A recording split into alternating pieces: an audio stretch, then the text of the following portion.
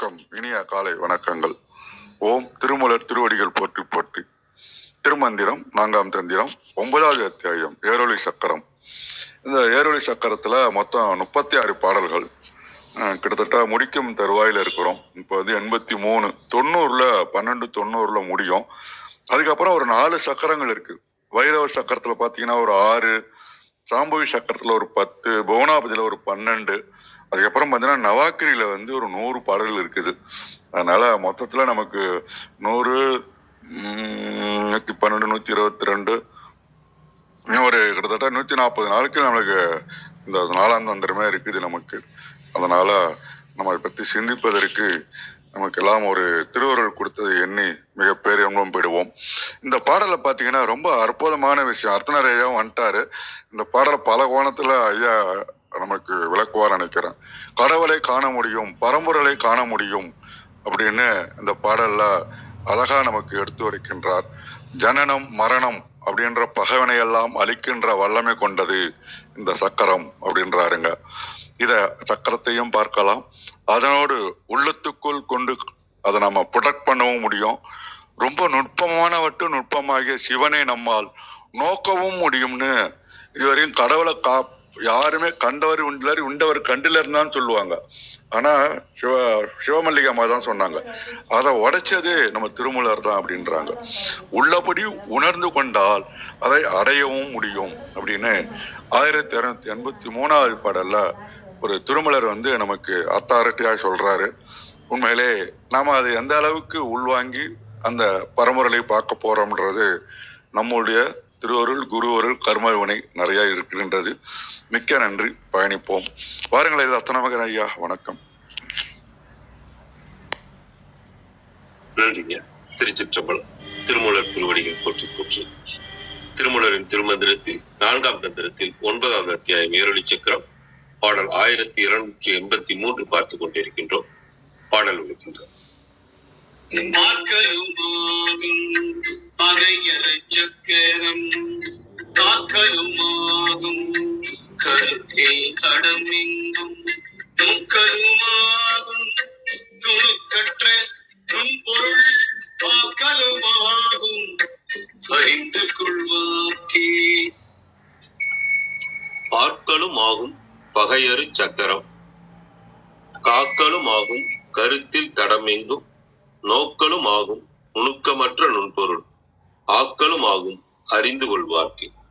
இதன் விளக்கமாக கருணாநிதி தளத்திலிருந்து நேற்றைய பாடலில் பார்த்தபடி சாதகர்கள் தரிசிக்கின்ற மந்திரத்தின் ஒளி வடிவமாகிய ஏரொளி சக்கரமே உலகத்திற்கும் உடலுக்குமான பந்தங்களாகிய பசி, தூக்கம், சோர்வு, இயற்கை உபாதைகள் ஆகியவற்றை அறுக்கின்றது. ஆனாலும் சாதகர்கள் இந்த உலகத்திலே தங்களின் உடலை அழியாமல் நீண்ட காலம் பாதுகாக்க முடியும். சாதகர்கள் தங்களின் எண்ணங்கள் செல்கின்ற அனைத்து இடங்களையும் தாங்கள் அமர்ந்து இருக்கின்ற இடத்தில் இருந்தே பார்க்க முடியும். இது மட்டுமின்றி ஆராய்ந்து அறிந்து கொள்ள முடியாத அளவிற்கு நுண்ணியது, பெரியது என்கின்ற அளவுகள் இல்லாத மிகவும் அதிநுட்பமான பொருளாக இருக்கின்ற இறைவனையும் சாதகர்கள் தங்களுக்குள் அறிந்து கொள்ள முடியும். ஏரொளி சக்கரத்தை தமக்குள்ளிருந்து மேல் நோக்கி எழும்பச் செய்து அதன் ஒளி வடிவத்தை தரிசித்த அவர்களால் தான் இவை அனைத்தையும் செய்ய முடியும். சரவணையா தளத்துல ஒரு விளக்கம். அம்மா கௌரி அம்மா பாருங்கள். அம்மா வணக்கம். பாருங்க. நன்றிங்கய்யா. அனைவருக்கும் அன்பு வணக்கம். ஓம் நந்தியம்பெருமான் திருவடி போற்றி. ஓம் திருமூலர் திருவடி போற்றி. ஓம் நம சிவாய. இன்றைக்கான மந்திரம் 1283. பார்க்கலும் ஆகும் பகையறு சக்கரம் காக்கலும் ஆகும் கருத்தில் தடமெங்கும் நோக்கலும் ஆகும் நுணுக்கற்ற நுண்பொருள் ஆக்கலும் ஆகும் அறிந்து கொள்வார்க்கே. The commentary: the chakra does away with future embodiments. It assures in contemplation, which secures the good in everything. Then Godhead can be envisioned and experienced. பார்க்கலுமாகும் பகையறு சக்கரம். நம்ம வந்து இந்த ஓம் மந்திரமே வந்து சக்கரமாக மாறிச்சுன்னு பார்த்தோம். இப்போ வந்து பகையாறு சக்கரமாகவும் அது மாறுகிறது. அதை நம்ம உணரவும் முடியும், பார்க்கவும் முடியும்ன்றது. பகையை அறுக்கணும்னாலே அங்கே அன்பு மேலோங்கணும் இல்லையா? அன்பு மேலோங்குச்சு, அப்போ அது அன்பு சக்கரமாக இருக்கும். இதை வந்து நம்ம வந்து ஓமையை வந்து ரொம்ப அது பெரிய லாஜிக் தான். ஓமுங்கிறது பெரிய லாஜிக் தான். ஆனால் அதை நம்ம பெருசாக அதில் இருக்க எல்லாத்தையுமே வச்சு யோசிக்கும்போது நான் என்னோட அனுபவத்தை சொல்கிறேன். ஒரு விஷயத்தை நான் அதை சிம்பிளிஃபை பண்ணி பார்க்கும்போது இப்போ எப்படி ஈஸியாக புரியும் எனக்கு. அந்த லாஜிக்கில் வேறு யாராவது என்ன மாதிரி இருக்கிறவங்களும் ஈஸியாக புரிஞ்சுக்குவாங்க இல்லையா? அதுக்காக சொல்கிறேன். இப்போ எப்படி இப்போ ஒரு சாம்பாருன்னு இருக்குன்னு வச்சுக்கோங்களேன். அந்த சாம்பார் புரிஞ்சுக்கணும், அது எப்படி செஞ்சுருக்காங்கன்னு புரிஞ்சுக்கணுன்னா அதில் இருக்க எல்லா ஐட்டம்ஸையும் சொல்லி நம்ம ஒரு சின்ன குழந்தைகிட்ட நம்ம சொன்னோன்னா புரியாது இல்லையா? ஃபஸ்ட்டு அதில் பருப்பு இருக்கிறது தான் சாம்பாருன்றதை நம்ம ஃபஸ்ட்டு புரிஞ்சுப்போம். அதுக்கப்புறம் கொஞ்சம் கொஞ்சமாக அடுத்தடுத்த வர மந்திரத்தில் அதில் வந்து காய்கறி போடணும், அதில் மிளகாத்தூள் போடணும், உப்பு போடணும். நான் கொஞ்சம் கொஞ்சமாக அதை வந்து சேர்த்துக்கிட்டே வரணும் அப்படின்னு நினைப்பேன். ஏன்னா எல்லாத்தையும் ஒன்றா வச்சு பார்த்தா புரியாதுன்ற விஷயத்துல வந்து என்ன முக்கியமாக அதில் என்ன இருக்கோ அதை மட்டும் இப்போதைக்கு புரிஞ்சுப்போம்.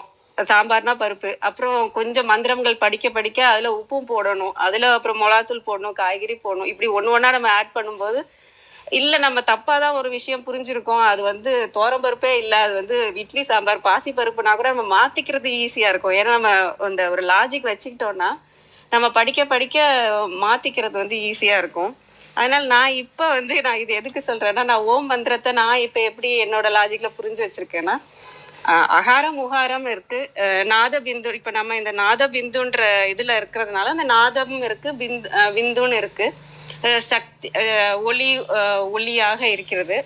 அது வந்து சக்தி அம்சமாகவும் ஒன்று சிவ அம்சமாகவும் இருக்குது. அந்த லைட்டு சவுண்டுங்கிறது சக்தி அம்சமாகவும் சிவ அம்சமாகவும் பிரபஞ்சத்தில் இருக்குது. அதுலேருந்து தான் சவுண்டுலேருந்து தான் நாதம் வந்தது. நாதம்லேருந்து தான் மற்ற எல்லாமே எப்போ வருதுன்னா அதோட உயிர் சக்தி சேரும்போது, அதுதான் மகாரமாக இருக்கிற உயிர் சக்தி, உயிர் ஆற்றல் வந்து சேரும்போது படைப்புகள் வந்து நடக்குது.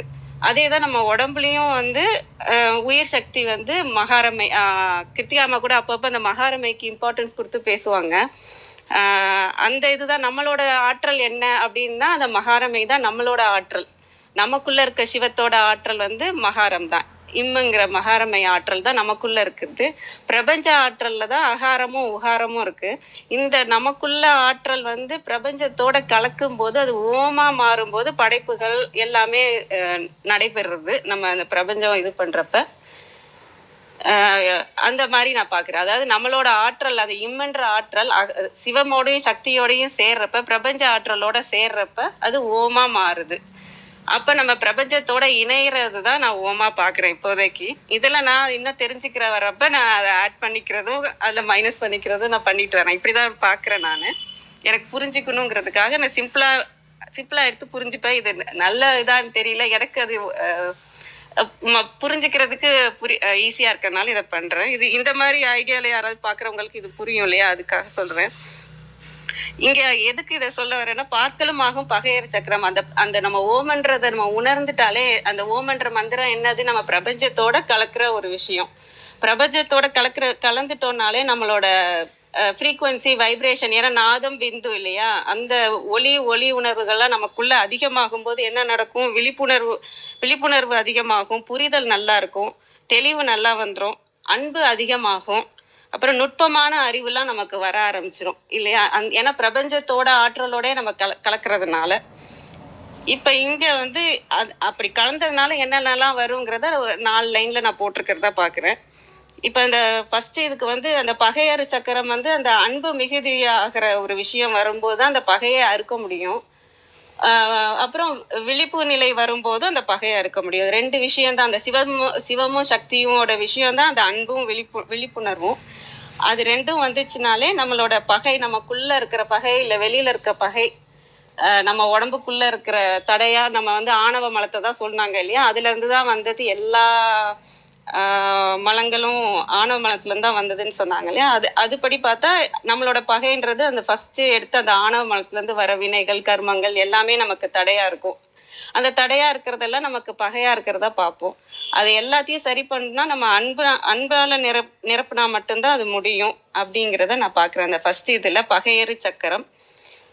காக்களம் ஆகும் கருத்தில் தடமெங்கும். இது வந்து 2 விதமா போட்டிருக்கிறாங்க. அந்த தடமெங்கும்ன்றது தனித்தனியா போடும்போது தடமெங்கும்னு போட்டிருக்காங்க. அது சேர்த்து சில பதிகத்துல இருக்கு. அது வந்து கடமெங்கும்னு போட்டிருக்காங்க. அதனால கடமெங்கும் தான். அது பிரிக்கும் போது தடமெங்கும்னு மாத்திட்டாங்களான்றது ஒரு டவுட் இருக்கு. நம்ம மற்றவங்க சொல்லும்போது கேட்டுப்போம். காக்களும் ஆகும் கருத்தில் கடமெங்கும்னே நான் வச்சுக்கிறேன்.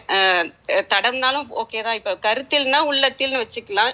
நமக்கு ஒரு ஷீல்டா இருக்கும். அதாவது பாதுகாப்பு வளையமா எது இருக்கும்னா நம்ம உள்ளத்துலேயும் சரி கடம்னா அகம் உடம்பு, தடம்னா பாதை, உள்ளம் செல்கின்ற பாதை எல்லாத்துலேயும் இந்த விழிப்புணர்வும் அன்பும் இருந்ததுனாலே அது நமக்கு ஒரு பாதுகாப்பு வளையமா இருக்கும். நம்ம சொல் செயல் எண்ணம் எல்லாமே வந்து நல்ல முறையில் தான் இருக்கும். அது அந்த இதுக்கு உதவியா இருக்குன்றதையும் பார்க்கலாம். கடமெங்கும் அப்படி பார்த்தாலும் ஓகே. எண்ணங்கள் செல்லும் வழி எல்லாமும் அந்த மாதிரியும் பார்க்கலாம்.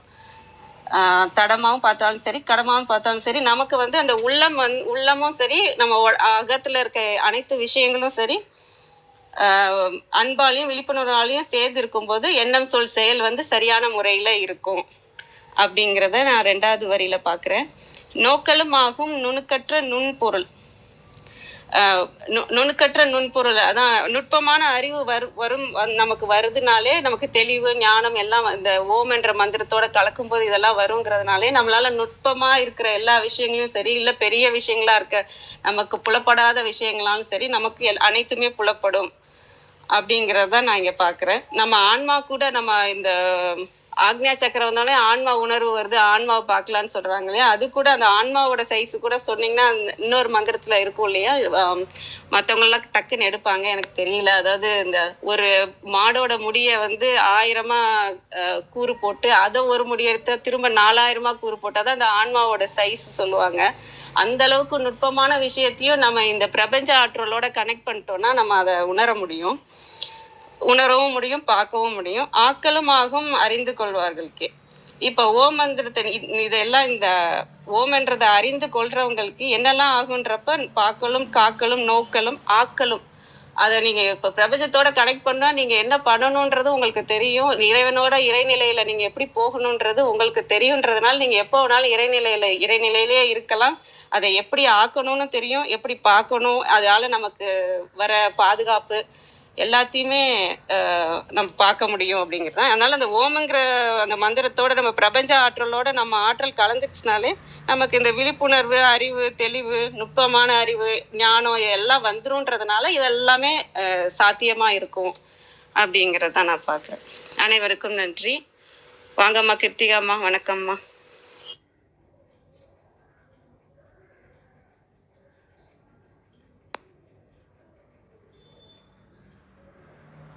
வணக்கம். அனைவருக்கும் இனிய காலை வணக்கம். நம்ம ரத்னாயா வாசிக்கிட்டோம், கௌரிமாவும் அவங்களுடைய புரிதல் சொன்னாங்க. இரண்டுமே ரொம்ப அழகான பொருளை வந்து தூக்கத்தை வந்து நமக்கு கொடுத்துருக்கு. இன்றைய மந்திரம் வந்து நேற்றில இருந்து தொடர்ச்சியா தான் நம்ம இந்த மந்திரத்தை பார்க்கணும். ஏன்னா சொன்னாங்க பண்ணிட்ட மந்திரம் பார்க்கலுமாமே. அப்போ கேட்டோம், மந்திரம்னா அது எழுத்துன்னா ஒலியோட சம்பந்தப்பட்டது. அப்போ அந்த மந்திரம்னு சொல்லும் போது அதை எப்படி பார்க்கறது அப்படின்னு பார்த்தோம். நாதத்தை பார்த்தல் அப்படிங்கிற ஒரு இடத்துல வந்து நம்ம நின்றோம் நேற்றுக்கு. அப்போ அப்படி நாதத்தை பார்க்கக்கூடிய ஒரு இடத்துல இருக்கும் பொழுது அது யாரு? நாதமும் பிந்துவும் கலந்தது. ஏன்னா பார்க்கிறதுனா அதுக்கு ஒரு ஒளி பின்புலம் வேணும். அதனால மன்னிக்கணும், அந்த நாதத்தையும் பிந்துவையும் இணைந்த அந்த சிவசக்தி ஸ்வரூபத்தை பார்க்கலுமாமே அப்படின்னு வந்து முடிச்சோம். அப்போ அது என்ன செய்யும்? பகையறு சக்கரம். அப்போ இங்க இருந்து துவங்குற ஒரு பயணமானது மேலே போகும்பொழுது அது எப்படி ஆகிறது? பகையறு சக்கரமாக மாறுகிறது. எது பகை அப்படின்னா, நம்ம இந்த உடலுக்கு எது பகையாக மாறுகிறது அப்படின்னா இந்த எண்ணங்கள். அந்த எண்ணங்கள் தோன்றக்கூடிய மனம், அந்த மனதை ஆளக்கூடிய புத்தி, இப்படி ஒன்னொன்னா சொல்லிட்டே போவோம். இதுதான் நம்மளை இந்த உலகத்தோடு ஒட்டி இருக்க செய்வது, இறைவனுக்கு பகையாக, அதாவது வீடு சேர்வதற்கு பகையாக மாறக்கூடிய விஷயங்கள். அப்ப இந்த இடத்த பகையாறு சக்கரம் அப்படிங்கிறது. அப்ப என்ன நடக்கும்? இது நம்ம நம்ம ஒரு முறை அந்த பண்ணிட்ட மந்திரத்தை பார்க்க முடிந்து விட்டால் இனி பிறப்பில்லை. அததான் சொல்றாரு இந்த இடத்துல. பார்க்கலுமாகும் பகையறு சக்கரம். அப்போ நம்ம அப்படின்னா என்ன ஆகும்? ஆசைகள் எல்லாமே போயிடுமா? நம்ம உடனே எல்லாவற்றையும் விட்டு விட்டு சாமியார் மாதிரி எந்த பற்றும் எல்லாம் அற்று இருந்து விடுவோமா அப்படின்னா அப்படி இல்லை. அந்த இடத்துல சொல்றாரு, காக்கலுமாகும் கருத்தில் தடமெங்கும் அப்படின்றார். அப்போ என்ன நடக்குது? இப்போ நம்ம ஒரு ஒரு ஒரு ஒரு ஒரு கலர் மனசுல வச்சிருக்கோம் ஒரு கடைக்கு போகும்போது, இல்ல நம்ம மனசுல ஒரு ஒரு வேலை பின்னாடி ஒரு வேலை மனசுல வச்சிருக்கோம். இன்னைக்கு இந்த வேலையை முடிச்சிடணும். இது இந்த எழுதுறவங்களுக்கு இருக்கும், கதை எழுதுறவங்களுக்கு, கவிதை எழுதுறவங்களுக்கு, ஏதோ ஒண்ணு அந்த படைப்பாற்றல் இருக்கிறவங்களுக்குள்ள இருக்கக்கூடிய ஒரு தன்மை. அது என்ன அப்படின்னாக்க, அந்த வேலை முடிக்காம அவங்களுக்கு வேற எந்த வேலையிலயும் பற்று வராது. கடைக்கு போனா போவாங்க, ஒரு சிலர் தான் அப்படி போகாமலாம் இருப்பாங்க. கொஞ்சம் முதிர்ந்த இவங்க என்ன பண்ணுவாங்கன்னா போவாங்க. ஆனா எவ்வளவு சீக்கிரம் அந்த வேலையை முடிச்சுட்டு திருப்பி இங்க உட்காரணும்னு தான் பார்ப்பாங்க. கடைக்கு போறோமா, துணி எடுத்துறாங்களா, 10 நம்மள மாதிரி ஒரு 100 புடவை எடுத்து போட்டு 100 கலர் எடுத்து போட்டு பார்க்க மாட்டாங்க. சரி ஓகே, அந்த புடவை அது ஓகே, எனக்கு முடிஞ்சது. அவங்களோட ஷாப்பிங் அவ்வளவுதான். ஏன்னா அவங்க கவனம் அதுல இல்ல, ஷாப்பிங் பண்ணணும் அவ்வளவுதான். அந்த இது ஓகே முடிச்சுட்டு வந்துட்டே இருப்பாங்க. ஏன்னா அவங்களுக்கு பின்னாடி என்ன இருக்கும் அப்படின்னா, இங்க இந்த டேபிள்ல உட்காரணும், உட்கார்ந்து அந்த வேலையை முடிக்கணும். அது ஒண்ணுதான் அவங்களுடைய குறிக்கோள். அந்த பேரானந்த அனுபவம். நீங்க நீங்க நீங்க பாத்தீங்கன்னா எழுதுறவங்க எல்லாரும் சொல்லுவாங்க, ரொம்ப சிலர் தான் இந்த இதெல்லாம் பண்ணுவாங்க. அதாவது புகழறதுக்காக பரிசுக்காக எல்லாம் எழுதுறவங்க இருப்பாங்க. வெகு கொஞ்சம் ஆழமா எழுதுறவங்களை நீங்க கவனிச்சீங்கன்னா, அவங்க எழுதக்கூடிய இன்பத்திற்காகவே எழுதுபவங்க. நான் அதை இன்னும் சொல்லுவேன். நான் பொதுவா பெயர் சொல்ல மாட்டேன். ஆனா ஜெயமோகன் அத்தகைய ரைட்டர். அவர் எழுத்துதான் அவருக்கு தவம். அப்படியே எழுதுவார், உட்கார்ந்து எழுதுவார். அப்போ அத்தகைய ஒரு ஒரு தன்மை. அப்ப அத்தகைய ஒரு கலை. அப்ப கலை என்பது வெளிப்படுவதற்காகவே, அந்த வெளிப்படக்கூடிய இன்பத்தில் இருக்கக்கூடிய அந்த ஒரு தன்மைக்காகவே அவங்க செய்யக்கூடியவங்களா இருப்பாங்க. அப்ப அந்த மாதிரி இந்த இடத்துல நம்ம பின்னாடி என்னவா இருக்கும் அப்படின்னா, காக்கலுமாகும் கருத்தில் தடமெங்கும். அப்போ இதுக்கு ரெண்டு மந்திரம் முன்னாடி சொன்னாரு. என்ன சொன்னாரு? மறந்து போயிருவோமோ அப்படின்னு ஒரு கவலை இருக்கும் அப்படின்னு. இப்ப இந்த இடத்துல மறக்காது. எப்போ மறக்காது? பன்னிட்ட மந்திரம் பார்த்த பிறகு அந்த நாத விந்து சேர்க்கையில இருக்கக்கூடிய அந்த நாதத்தை கேட்கக்கூடிய தன்மை போய் நாதத்தை பார்க்கக்கூடிய தன்மை வந்துட்டுதுன்னா, இந்த பாடலை ஏற்கனவே சொல்லியிருக்கேன். நாதத்தை பார்க்கவோ கேட்கவோ குருவே அப்படின்னு ஒரு குறவஞ்சி உண்டு. அப்போ அந்த மாதிரி அந்த நாதத்தை பார்க்கக்கூடிய தன்மை வந்துடுச்சு அப்படின்னா என்னெல்லாம் நடக்கும்? பகையறு மந்திரமாக அது மாறிவிடும். அது என்ன செய்யும்? காக்கலுமாகும் கருத்தில் தடமெங்கும். அதுதான் நிற்கும் பின்னாடி. நமக்குள்ள வேற எந்த எண்ணமும் தோணாது, நமக்குள்ள வேற எந்த இதுவும் வராது. எது தோணினாலும் வீடு திரும்புற மாதிரி இந்த நீர் காக்கைக்கு தண்ணிக்குள்ள இருந்து வெளியில மூஞ்சி தூக்கி மூச்சு வாங்கிட்டு திருப்பி தண்ணிக்குள்ள போயிடும். அந்த மாதிரி எது பண்ணினாலும் மீண்டும் எதை செய்வதற்கு பன்னிட்ட மந்திரத்தை பார்க்கக்கூடிய ஒரு புத்தியை செய்வதற்கு உண்டான மனத்திற்கு மனம் திரும்பி விடும். அதான் தடம் எங்கும். போற வழியெல்லாம், தடம்னா வழின்னு வச்சுக்கலாம் நம்ம. அப்ப அந்த போற வழியில எல்லாம் என்ன ஆகும்? நம்ம இது ஒண்ணுதான் இருக்கும். வழி வந்துடுச்சுன்னா டபால்னு திரும்பி ஓடி வந்துடலாம். அந்த வரக்கூடிய ஒரு ஒரு உத்தி நமக்கு தெரிஞ்சிடும். என்ன பண்ணினாலும் மீண்டும் தன்னுடைய பேஸுக்கு திரும்புகிற மூலாதாரத்தில் முயங்கி இருக்கின்ற அந்த குண்டலினி சக்தி மாதிரி நீங்க எவ்வளவுதான் இந்த உடம்பு இருக்கிற வரைக்கும் மேல கொண்டு போனாலும் திரும்பி மூலாதாரத்துல உட்காந்துக்கும். உட்கார்றதுக்கு ஒரு தடம் இருக்கும். அதுக்கு எதை பண்ணா கீழே கிரவுண்டிங் ஆகும்னு தெரியும். கிரவுண்டிங் ப்ராசஸ்னா நம்ம இவங்க எல்லாம் வந்தாங்கன்னா நம்ம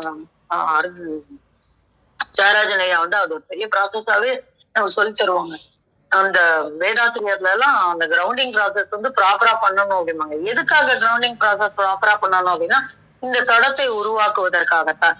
அதனாலதான் காக்கலுமாகும் கருத்தில் தடமாகும். கீழே வரும்போது அங்க எங்கேயாவது சொருகிடக்கூடாது. அனாகதத்துல நின்னுட்டா அவ்வளவுதான், மூஞ்சி ஒரே எமோஷனல் ஆயிடும். இல்ல மணிபூரகத்திலயோ சுவாதிஷ்டானத்திலயோ இறங்கிட்டோம்னாக்கா அந்த இடத்துல தங்கிடக்கூடாது, கீழே போயிடணும் மூலாதாரத்துக்கு. அப்ப அந்த தடத்தை நம்மால் கருத்தில் கொண்டு அப்பொழுதும் அந்த இறை அனுபவத்தை நம்முள் கற்றுக்கொள்ள முடியும். இதுதான் ஒரு சாதகனுடைய தன்மை. அப்படி அமைந்து விட்டால் என்ன நடக்கும்னா நோக்கலுமாகும் நுணுக்கமற்ற நுண்பொருள் ஆக்கலுமாகும் அறிந்து கொள்வார்க்கே. அவ்வளவுதான். இந்த தன்மை வந்துடுச்சுன்னா பார்த்த உடனே வந்துடாது. நம்ம சிவசக்தி ஐக்கியமான நாதத்தை தான் நம்ம பார்க்கிறோம். ஆனா பார்த்தவுடன் அந்த நுணுக்கமற்ற நுண்பொருளை நம்மால் கருத்தில் கொண்டு விட முடியாது. ஒரு ஆச்சரியம் இருக்கும். அந்த நிகழ்வுக்கு பிறகும் நம்ம தொடர்ந்து யோசிச்சுட்டே இருப்போம். என்ன என்ன என்ன என்ன அந்த ஆச்சரியம் நம்மள இருந்து கலந்து போறதுக்கே நாளாகும். நாளாகி நாளாகி நாளாகி ஒரு இயல்பு தன்மை வரும்.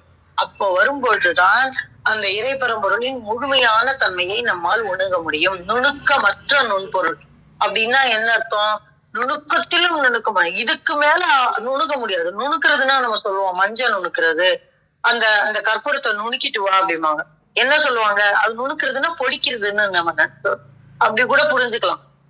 அப்ப நுணுக்கமற்ற அப்படின்னா அப்படி பொடியாக இனிமே மாறவே முடியாது. அத்தனை நுணுக்கமானது, அத்தனை ஆழமானது நுண்பொருள், மிக ஆழமான பொருள். இதற்கு மேல் அதை சிறிதாக மாற்ற முடியாது அத்தகைய நுண்பொருள் அப்படின்னு புரிஞ்சுக்கலாம். நுணுக்கமற்ற நுண்பொருள், அந்த நுணுக்கத்தில் இருந்து விளையக்கூடிய பரம்பொருள், அது மிகப்பெரிய பொருளாக மாறுகிறது. அதையும் நம்ம புரிஞ்சுக்கலாம். சோ ஒரே சொல் இரண்டு பிரம்மாண்டங்களை நமக்கு காட்டுகிறது. என்ன காட்டுறது அப்படின்னா, ஒண்ணு ஆக நுணுக்கமாக இருக்கக்கூடிய ஒரு பொருள், மற்றொன்று அதற்கு நேர் எதிராக இருக்கக்கூடிய மற்றொரு பொருள். சோ இந்த ரெண்டு விஷயத்தை தான் நம்ம பாக்குறோம். அப்படி புரிந்து கொண்டால் ஆக்கலுமாகும் அறிந்து கொள்வார்க்கே அப்படின்னு சொல்றாங்க. எதை அறிந்து கொள்வார்க்கே? இந்த நுணுக்கம், அதற்கு நேர் எதிரான பிரம்மாண்டம், இதை அறிந்து கொள்வார்களுக்கு ஆக்கலுமாகும். எதை ஆக்கலுமாகும் அப்படின்னா இந்த ஆக்கையை பகையறு சக்கரமாக மாற்றக்கூடிய ஒரு தன்மையை ஆக்கலுமாகும் அப்படின்னு 4வது வரியில் இருக்கக்கூடிய முதல் வார்த்தைக்கும் முதல் வரியில் இருக்கக்கூடிய கடைசி 2 வார்த்தைகளுக்கும் நம்ம முடிச்சு போடுறோம். அப்ப என்ன இது எதுக்காக பண்றோம் அப்படின்னா, ஏன்னா நம்ம இன்னும் இந்த உடல்ல தான் இருக்கோம். நம்ம செய்யக்கூடிய விஷயமாகத்தான் அது இருக்கிறது. அப்ப ஆக்கலுமாகும் பகையறு சக்கரம். அப்படி எப்போ அறிந்து கொள்வார்க்கே? எதை அறிந்து கொள்வார்க்கே? நோக்கலுமாகும் நுணுக்கற்ற நுண்பொருளை. அப்ப அத புரிந்து கொண்டால் நம்மால் நம்முடைய இந்த உடலை வெளியே இருக்கின்ற, அப்ப திருப்பி ஒரு தொகுப்பு வரணும் நமக்கு. என்னது? வெளியே ஒரு 7 சக்கரத்தை எந்திரமா வச்சோம். அந்த எந்திரத்தை முதல்ல புறமா பூசித்தோம், திருப்பி அதை அகமாக பூசித்தோம். அந்த அகமாக பூசிக்கிறதுல மேலெழும்பிட்டது. அதை அப்படி மேல் எழும்பும் பொழுது ஒளியுடலுக்கு உண்டான தகுதியை நாம் பெறுகிறோம். அதை பெருக்குவதற்கு உண்டான வழியை திருமூலர் நமக்கு சொல்லி கொடுத்தாரு. அதை பற்றி கொண்டு செல்லும் பொழுது என்ன நடக்குது அப்படின்னா, இத்தகைய சக்கரத்தை நம்மால் பார்க்க முடிகிறது. அப்ப நாத விந்து ஐக்கியத்தை பார்க்கும் பொழுது என்ன நடக்குது அப்படின்னு ஒரு முன்கதை சுருக்கம் மாதிரி சொல்லும் போது எவ்வளவு பெரிய விஷயம் நமக்கு திருமூலர் சொல்லிக்கிறாருன்னு நமக்கு புரியும். அத்தகைய ஒரு அற்புதமான ஒரு மந்திரம் இது. அதை உங்களோடு பகிர கிடைத்த இந்த காலை வேலைக்கு நன்றி சொல்லி என்னுடைய பகிர்தலை முடித்துக் கொள்கிறேன். நன்றி. அருமைம்மா, நன்றிங்கம்மா. விந்தியாம்மா வாங்கம்மா. வணக்கம்மா.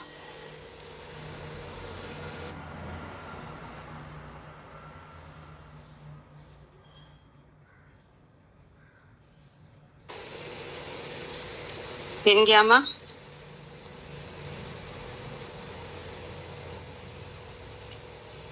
அனைவருக்கும் வணக்கம். ஓம் சிவசக்தி போற்றி, ஓம் திருமூலரே போற்றி.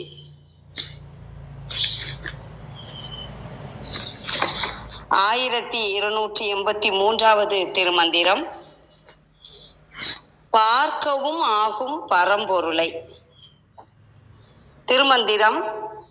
பார்க்கலும் ஆகும் பகையரு சக்கரங் காக்கலும் ஆகும் கருத்தில் தடம் எங்கும் நோக்கலும் ஆகும் நுணுக்கற்ற நுண்பொருள் ஆக்கலும் ஆகும் அறிந்து கொள்வார்க்கே. திருமந்திரத்தின் பொருள். பிறவி துயராகிய பகையை போக்குகின்ற சக்கரத்தை மனம் ஒன்றி பார்க்க எங்கும் விரிந்தது காக்கவும் செய்யும். நுண்மையானவற்றில் எல்லாம் மிகவும் நுண்மையான பரம்பொருளை இதன் மூலம் பார்க்கவும் இயலும். அதாவது தியானம் கைகூடும். அதன் மூலம் தியான நிலை சித்தி அடைந்தவர்களுக்கு அப்பரம்பொருளை அடையவும் இயலும். நோக்கலும் இச்சொல்லின் பொருள் காணவும். பார்வை வேறு, நோக்கு வேறு. பொதுவாக அனைவரையும் பார்த்தல் பார்வையாகும். ஒருவரை முழுமையாக உற்று நோக்குதல், அதுதான் நோக்கு. இறைவனை நாம் அப்படித்தான் உணர வேண்டும், பார்க்க வேண்டும். நுணுக்கற்ற இச்சொல்லின் பொருள் சோர்வு அற்ற. திருமூலர் எப்போவுமே நல்ல தமிழ் சொற்களை, புதுமையான தமிழ் சொற்களை நமக்கு இதுதான் அருமையான சொல்லு, தகுதியான சொல்லு அப்படின்னு கொடுத்துருப்பார். நுணுக்கற்ற அப்படின்னா சோர்வற்ற. ஆக்கலும் அப்படின்னா அடைதலும் என்று பொருளாகிறது. கழக வெளியீட்டில் நுட்பமான விளக்கம் தந்துள்ளார் உரையாசிரியர். பிறப்பு இறப்புகளாகிய பழம் பகையை அகற்றும் தன்மை வாய்ந்த சக்கரத்தை அன்புடன் நோக்குதலும் ஆகும். விரிந்த கருத்தின்கண் அமைத்து காத்தலும் ஆகும். சோர்வின்றி அதன்பாலே நோக்கல் நோக்கமாகிய தியானத்தை புரிதலும் ஆகும். அவ்வுணர்விற் காணும் நுண்பொருளை ஆக்கலாகிய அழுந்தி அறிதலை புரிதலுமாகும். அழுந்தி அறிதல் இச்சொல்லின் பொருள் அனுபவித்தல்.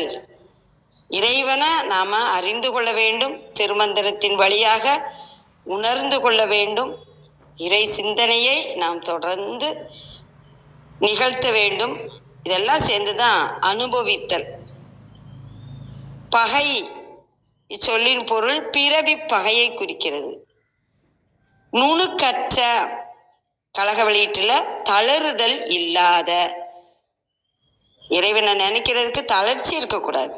நாம தான் இறைவனை நினைக்கணும். தேடி தேடி தேடி அருமையான ஞானத்தை நாம் பெற வேண்டும். அனைவருக்கும் நன்றி, வணக்கம். சிவசிவ திருச்சிற்றம்பலம். அருமைம்மா, நன்றிம்மா. ஐயா வாங்க ஐயா. வணக்கம் ஐயா. சரி, மணி 7 ஆயிடுத்து.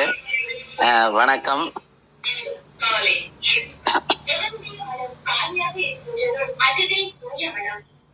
இது என்னன்னா, இதுல முதல்ல ஒரு பாட்டு ஒன்று சொல்றேன், அதை கிருத்திகாய் எடுத்துருவாங்க.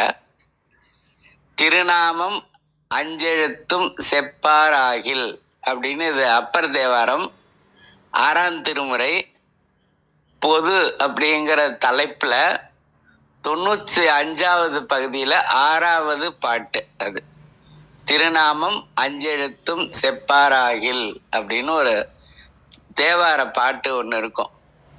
இந்த தேவாரம் அப்படின்னாலே தெய்வத்திற்கு சூட்டப்படுகிற மாலை அப்படின்னு அர்த்தம்.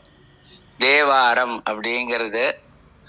அதுல கடைசியா என்ன சொல்லியிருப்பாருன்னா, செத்து பிறப்பதையே தொழிலாக உடையவர்கள் அப்படின்னு சொல்லியிருப்பார் கடைசியா. கிருத்திகா முடிஞ்சா அந்த பாட்டை எடுத்தா சொல்லுங்க. எடுத்த பிறகு திருநாமம் அஞ்செழுத்தும் செப்பாராகில் அப்படிங்கிறது. நேற்று ரத்தன சட்டை படிக்கும்போது எனக்கு இந்த பாட்டு ஞாபகம் வரல, இப்பதான் நினைவுக்கு வந்தது. அதுல சொல்லியிருப்பாரு. ஆக நமக்கு இந்த தொழில் அப்படிங்கிற ஒரு சொல்ல நம்ம எப்படி பார்க்கணும்னா வினை அப்படின்னு பார்க்கணும். இப்ப நம்ம செய்யக்கூடிய வினை அப்படிங்கிறது என்னன்னா, அப்படியே திருக்குறள்ல கடவுள் வாழ்த்துல 5வது திருக்குறள், இருள் சேர் இருவினையும் சேராது. யாருக்கு சேராதுன்னா இறைவனுக்கு சேராது. இருள் சேர் இருவினையும் சேரா இறைவன் அப்படின்னு திருவள்ளுவர் சொல்லியிருப்பாரு. ஆக இறைவனுக்கு இருவினையும் சேராது, ஆனால் மனிதனுக்கு இருவினையும் சேரும் அப்படிங்கிறது தான். இந்த இருவினையும் சேருவது தான் பிறப்பு இறப்புக்கு காரணமாக இருப்பது அப்படிங்கிறது. இத அபிராமி அந்தாதியோட 33வது பாட்டு, இழைக்கும் வினை வழியே அடுங்காலன் எனை நடுங்க அழைக்கும் பொழுது அந்த யமன் விடமாட்டாங்கிறத வல்லின எழுத்தை போட்டு சொல்லியிருப்பாரு. இழைக்கும் வினை வழியே அடுங்காலன் எனை நடுங்க அழைக்கும் பொழுது அஞ்சல் என்பாய் அப்படின்னு சொல்லி, அத்தர் சித்தம் எல்லாம் குழைக்கும் கலபக் குய்முளையாமலை கோமலையே உழைக்கும் பொழுது உன்னையே அன்னையே என்பன் ஓடி வந்தே அப்படின்னு அந்த 33வது பாட்டுல சொல்லியிருப்பாரு. எவன் எந்த வழியா வருவான் அப்படின்னு கேட்டா, நம்ம செய்யக்கூடிய வினை வழியா தான் வருவாராம். இழைக்கும் வினை வழியே அப்படிங்கிறது. இந்த வழிய சொல்லுங்கம்மா கிருத்திகா, சொல்லுங்க.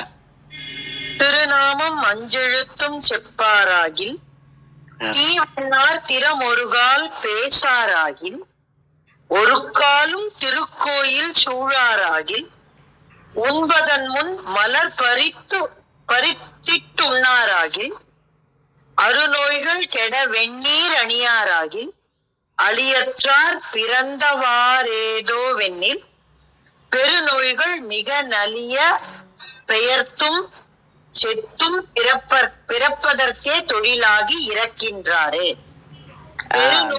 மிக நலிய பெயர்த்தும் செத்தும் பிறப்பதற்கே தொழிலாகி இறக்கின்றாரே. நாவுக்கரசர் 6ஆம் திருமுறையில இருக்கு.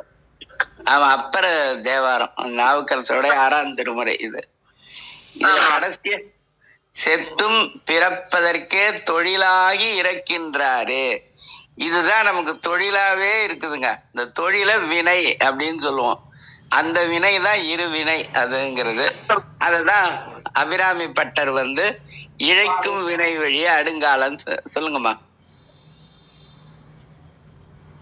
இந்த அதன்படி பார்க்கும்போது பார்க்கலும் ஆகும் அப்படிங்கிறது என்னன்னா, எதால பார்க்கறது அப்படின்னா கருத்தால் பார்த்தல்.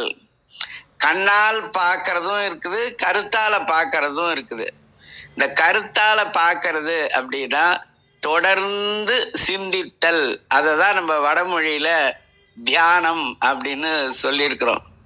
பல பேருக்கு தெரிஞ்ச ஒரே தியானம் மத்தியானம் தான், வேற தியானம் தெரியாது. ஆனா இந்த தியானம் அப்படிங்கிறத செய்யறவங்க ரொம்ப கம்மி, ரொம்ப மினிமம் தான் அது. இந்த பார்க்கலும் ஆமே அப்படிங்கிறது பகையறு சக்கரம். இந்த பகையறு சக்கரம் எது அப்படின்னு ஒரு கேள்வியை நம்ம கேட்கணும். பகையறு சக்கரம்ங்கிறது எது அப்படின்னு சொன்னா, ஏர் ஒளி சக்கரம் தான் பகை இல்லாமல் செய்யும்.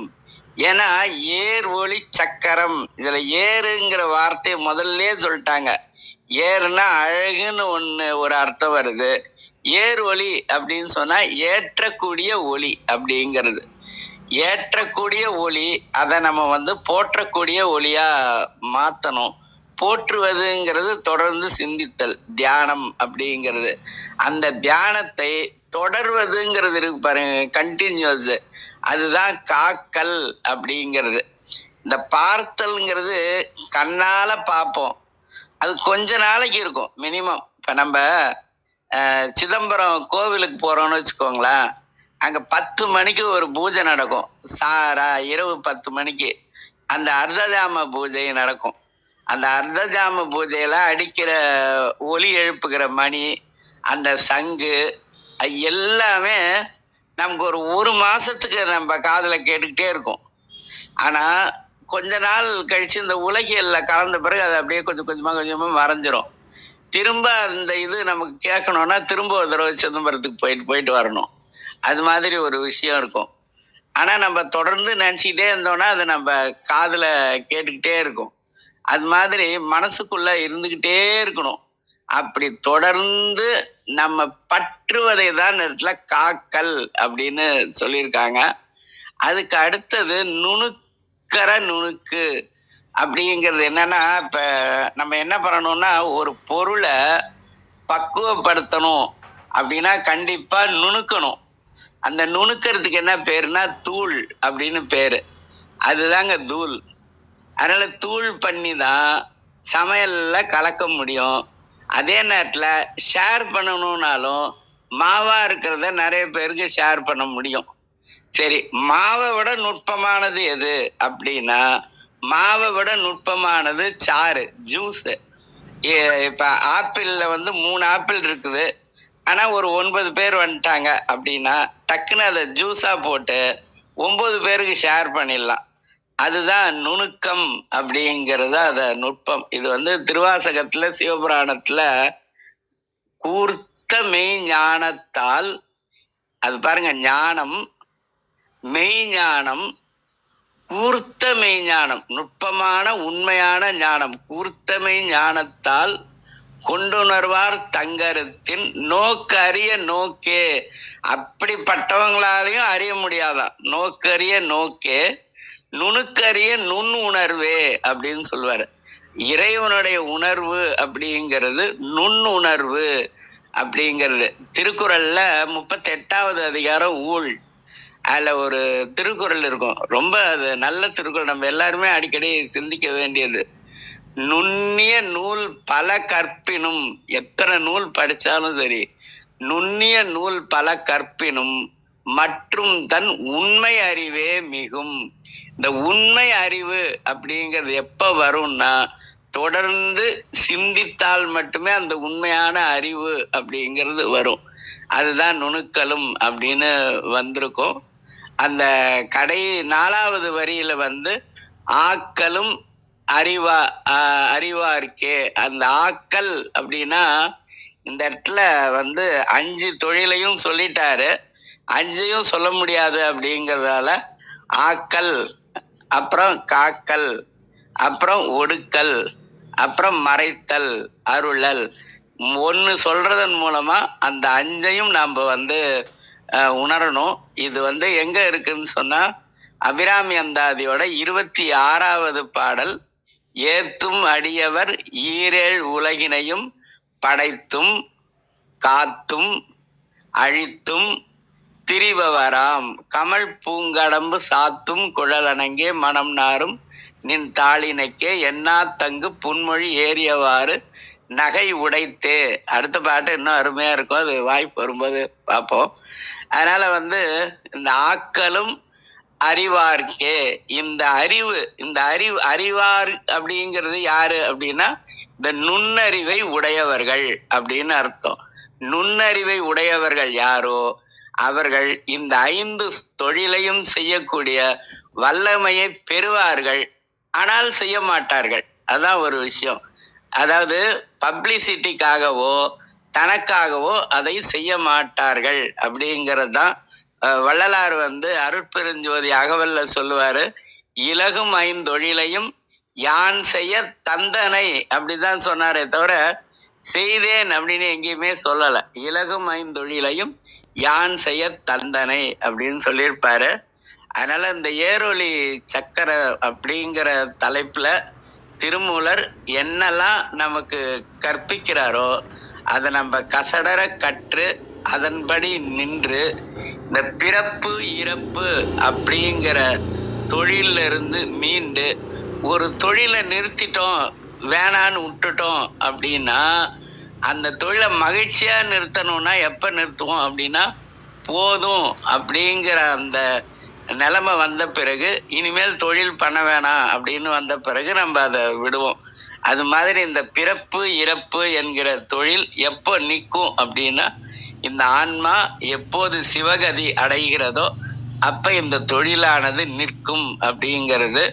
இந்த ஆன்மாவை சிவகதிக்கு இந்த ஆன்மாவை ஒளியாக மாற்றி அதற்கு பிறகு சிவகதிக்கு ஏற்றி சிவகதியில் இருப்பதாக செய்யக்கூடியது அப்படின்னு நான் நினைக்கிறேன். அதனால இந்த ஆன்மாக்கள், எல்லா ஆன்மாக்களும் சிவ சிந்தனையில் இருக்கிற ஆன்மாக்கள். சிவகதி, கதினா புகலிடம்னு அர்த்தம். நான் முன்னாடியே சொல்லியிருப்பேன், கதினா புகலிடம். இந்த கதிக்கு முன்னாடி ஆ போட்டு பாருங்களேன், அகதி அப்படின்னு வரும். அகதினா புகலிடம் இல்லாதவர்கள் அப்படின்னு அர்த்தம். நிர்கதி அப்படின்னா ஒண்ணுமே இல்லாதவங்க அப்படின்னு அர்த்தம். இந்த கதி, நிர்கதி, அகதி இந்த 3 வார்த்தையை சிந்திச்சாலே இந்த சிவகதி அப்படிங்கிறதுக்கான இது புரிஞ்சிடும். இந்த புகலிடம்ங்கிறதுக்கு ஆங்கிலத்துல ரிசார்ட் அப்படின்னு சொல்லுவோம். ரிசார்ட் அப்படின்னாலே என்ன அர்த்தம்னா ரெஸ்ட் எடுக்கிற இடம்னு அர்த்தம். ஆனா அங்க போனா ரெஸ்ட் இருக்காது, அது வேற. ஆனா ரிசார்ட்னாலே அப்படிதான் அர்த்தம். புகலிடம். இப்ப நம்ம அலுவலகத்துல இருந்து கடைக்கெல்லாம் போயிட்டு எல்லா பொருளையும் வாங்கிட்டு வந்து அப்படியே நம்ம ஓய்வா இருக்கிற இடம் எதுன்னா வீடு. அதனாலதான் நமக்கு வீடு அப்படிங்கிறது சிவகதியா இருந்ததுன்னா மீண்டும் இந்த பிறப்பு இறப்பு அப்படிங்கிறது வராது. அதனால அது மாணிக்க வாசகர் திருவாசகத்துல 4வது தலைப்பு போற்றி திருவள்ளுவ சொல்லுவாரு, நரகொடு ஸ்வர்க்கம் நானிலம் 3 இடம் சொல்லுவாரு. 1 நரகம், 2வது சொர்க்கம், 3வது நானிலம். நானிலம் அப்படின்னா 1 குறிஞ்சி, 2 முல்லை, 3 மருதம், 4 நெய்தல். அதான் நானிலம். ஆனா பாலைங்கிறது தனி நிலம் கிடையாது. அதனால நானிலம், நரகம், சொர்க்கம், நானிலம்.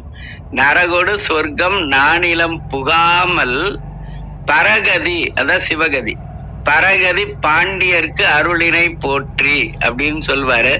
பாண்டியர்களுக்கு மட்டும் இல்ல, வேண்டிக் கொள்ளுகிற எல்லாருக்குமே அந்த பரகதியை இறைவன் அளிப்பான். இறைவன் எதன் வாயிலாக அளிப்பான் அப்படின்னா இந்த ஏரொளி சக்கரத்தின் வாயிலாகவே அளிப்பான் அப்படின்னு நம்ம சிந்திச்சோம்னா, இதுல இருக்கக்கூடிய எல்லா செய்யுள்களுக்கும் இந்த பாடல் அப்படின்னு சொல்றதை விட செய்யுள் அப்படின்னு சொல்றது ரொம்ப சிறப்பு. செய்யுள் அப்படின்னு சொல்றதை விட மந்திரம் அப்படின்னு சொல்றது இன்னும் சிறப்பு. அதனால எல்லா மந்திரங்களுக்கும் இது மாதிரி சிந்திச்சோன்னா பொருள் தெளிவா இருக்கும் அப்படிங்கிறது. நன்றி. நன்றிங்க, ரொம்ப அருமையா இருந்தது. அரங்கோ ஐயா வாங்கய்யா, நீங்க எதை சொல்ல விரும்புறீங்களா? அதுக்கு முன்னாடி வாசவன் ஐயா இருக்காரு. வாங்கய்யா. வாசுதேவ கிருஷ்ணன் ஐயா வாங்கய்யா. வணக்கம். வணக்கம், இனிய காலை வணக்கம் மாணவருக்கும். பேசிட்டே இருக்கும்போது ஒரு ஆழமான ஒரு சிந்தனை. அதாவது பித்தாகரசனுடைய மிகப்பெரிய உண்மை என்னன்னா, நம்பரை கண்டுபிடிச்சவர் அவர் தான். அந்த நம்பருக்குள்ள இருக்கிற சவுண்டை உச்சரிக்கும் போது அந்த சவுண்டு நமக்கு ஒரு விஷயத்த சொல்ல வரும். எல்லா வார்த்தைகளுக்கும் அப்போ கசடு அற அப்படின்னு ஒரு வார்த்தை வேற சொன்னாரு. அவரு கசடு முற்றிலுமாக நம்ம இப்போ உதாரணத்துக்கு ஒரு எண்ணெய், ஒரு துணியை எண்ணெயில போட்டுட்டோம்னா அது புழிஞ்ச உடனே கொஞ்சம் எண்ணெய் போகும். அதை விட பலசாலி இன்னும் கொஞ்சம் புழியும் போது இன்னும் கொஞ்சம் எண்ணெய் வரும். ஸோ கசடுன்றது ஒரு பெரிய விஷயம். கசடு எப்படின்னா அது ஒரு அறிவு. மீண்டும் மீண்டும் படிக்க படிக்க அது ஒரு பொருளை கொடுக்கறது போல கசடு கொண்டே இருக்கும். வாழ்நாள் முழுதும் கசடு எடுத்துட்டே இருக்கும்போது எப்படி அந்த பெரும் தெளிவு வரும் அப்படின்னா, அப்போ மனசு அப்படிங்கிற ஒன்றுதான் தெளிவுக்கான ஒரு டூல். அதுல இது எவ்வளவு பண்ணாலும் இது இதுக்குள்ள கசடுல இருந்து நம்ம வெளியில வர முடியும் அப்படின்னு ஒரு தெளிவு கிடைக்கும் போது ஒண்ணு வரும்.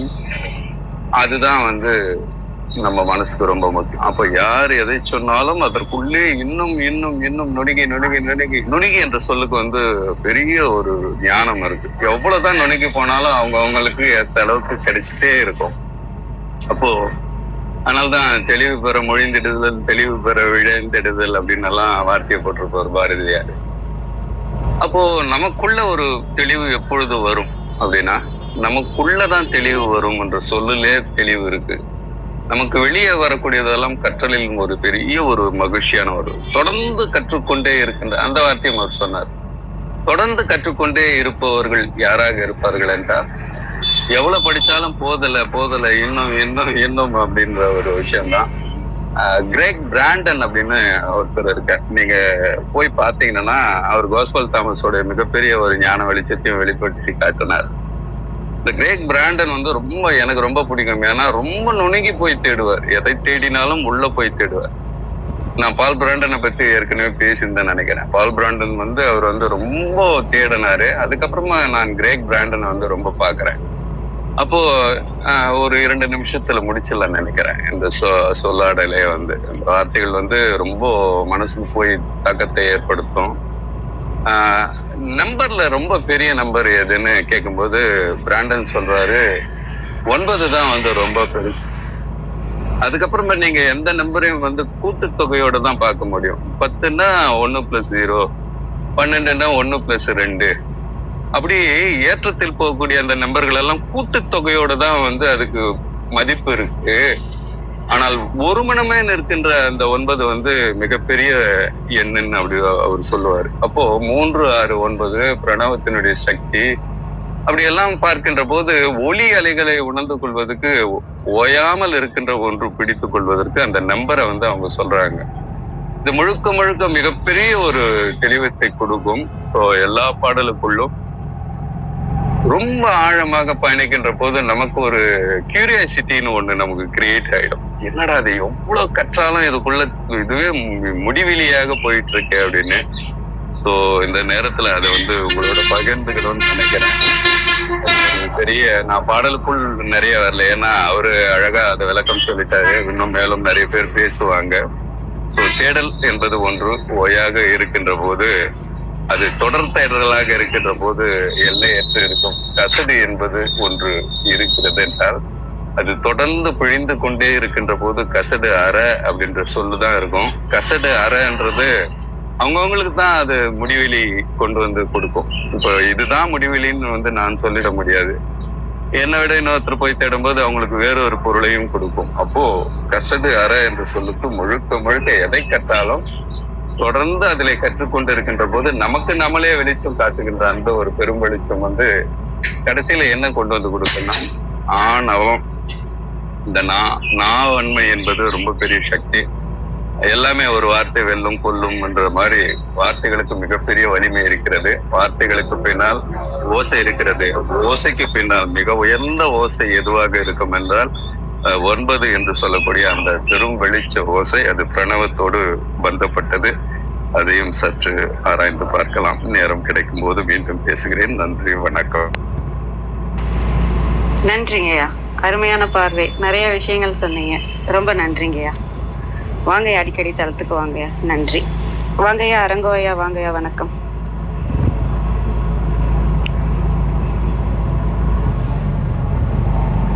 பார்த்தல் தரிசனம் திருஷ்டின்னு கொடுத்துருக்காங்க. பார்த்தல்ங்கிறத தரிசனமாகவும் அது திருஷ்டியாகவும் பார்க்கணுங்கிறதையும் சொல்லி மெசேஜ் போட்டிருக்காங்க அரங்கோய்யா. நன்றிங்க ஐயா. ரத்னகுமார் ஐயா